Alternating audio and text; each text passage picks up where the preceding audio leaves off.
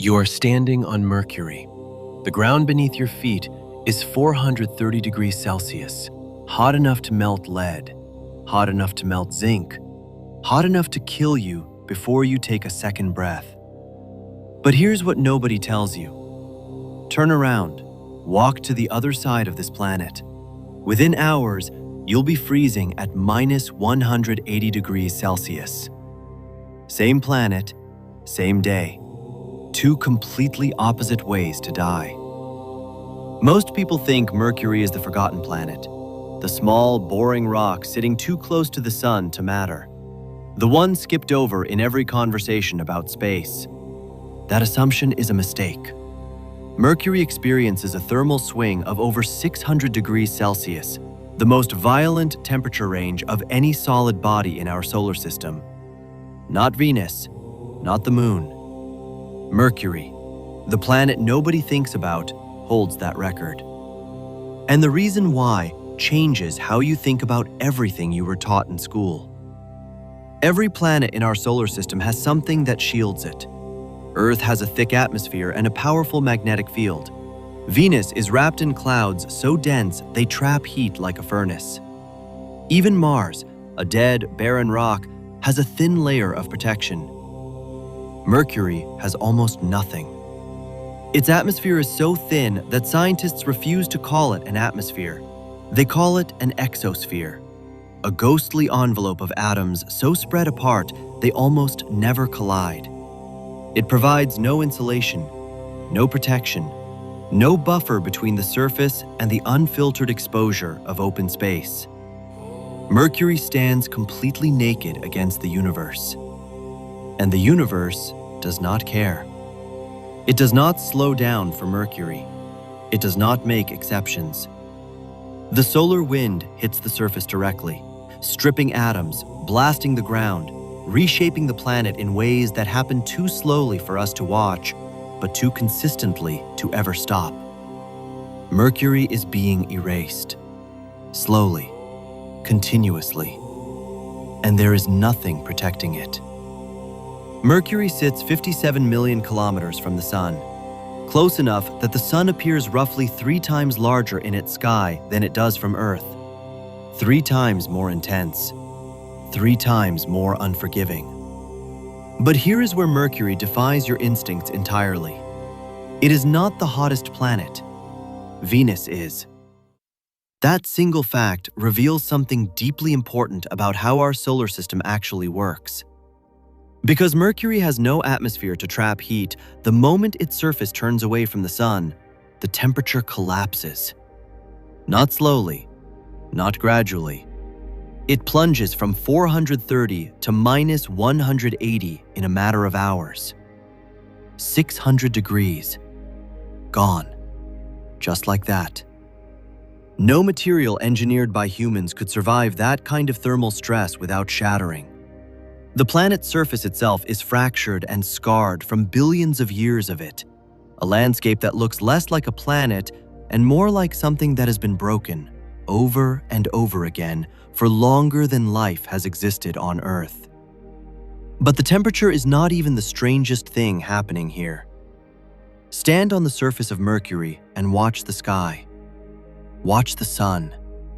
Because of Mercury's elliptical orbit and its slow rotation, one Mercury day lasts 59 Earth days. Something genuinely unsettling occurs. The sun rises on the horizon. Then it stops. Then it moves backward. Then it stops again. Then it continues forward. The sun rises twice in a single Mercury morning. For years, astronomers suspected this was a calculation error, a mistake in the models, a rounding problem somewhere in the math. It wasn't. It is simply what happens when a planet travels fast enough, 47 kilometers per second, the fastest in the solar system, that its orbital speed briefly exceeds its own rotation. Mercury, for a moment, outruns its own sunrise. Think about what that means. The rules you grew up with. The sun rises in the east, moves across the sky, sets in the west. Those rules exist because of where you are standing. Move to Mercury, and those rules collapse. The sun reverses. Time itself seems to stutter. Mercury doesn't just break records, it breaks assumptions. And then there is the core. Mercury is small, barely larger than our moon. You would expect a small planet to have a proportionally small core. That is how planetary physics is supposed to work. Smaller body, smaller interior, simpler structure. Mercury's core takes up 85% of its entire radius. Let that settle for a moment. For comparison, Earth's core occupies about 55% of its radius. Mercury's core is so disproportionately enormous that the planet is essentially a dense iron body with a thin shell of rock draped over it, like a cannonball wearing a coat. Nobody fully understands why. The leading theory is also the most disturbing one. Mercury may not have always been this small. Billions of years ago, it may have been a much larger planet, with layers, with depth, with a proper interior structure. And then something hit it. Not a meteor, not an asteroid. Something planetary in scale. A body massive enough to strip Mercury's outer layers entirely, blasting them into space, leaving only this dense, oversized core behind. If that theory is correct, what you are looking at when you see Mercury is not simply a planet. It is what survived. The exposed remnant of a world that was shattered by something so ancient, so violent, and so completely lost to time that we will never know what it was. We will never find the pieces. We will never reconstruct what Mercury used to be. All we have is what's left. And what's left is a core, drifting alone, still warm from an impact that happened before Earth had oceans. And yet, despite everything, Mercury holds one more secret that nobody anticipated. Ice. Water ice. On the planet closest to the sun. Hidden inside permanently shadowed craters near Mercury's poles, places where sunlight has not reached in billions of years, where temperatures stay permanently below -170 degrees, NASA's Messenger spacecraft confirmed in 2012 that Mercury holds substantial deposits of frozen water in the most hostile environment in our solar system.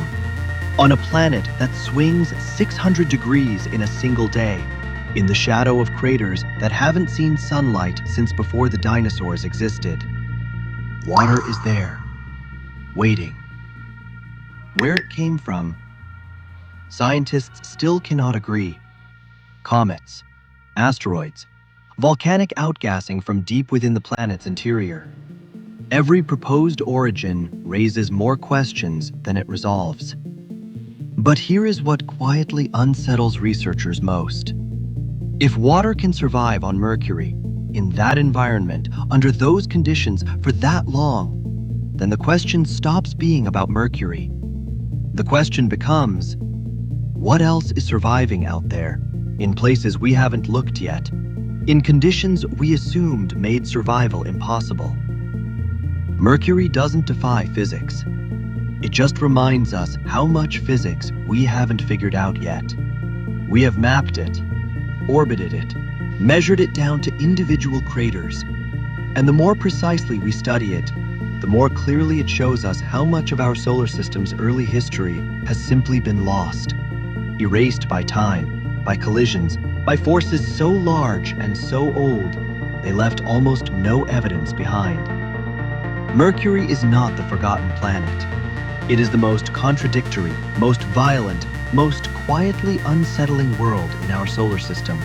A place of extreme heat and preserved ice. A fast-moving planet that makes the sun appear to reverse. A small body with an enormous core that hints at a catastrophic past we can only theorize about. It has been there for 4.5 billion years, orbiting, enduring, holding its secrets. And we are only just beginning to understand what we're actually looking at.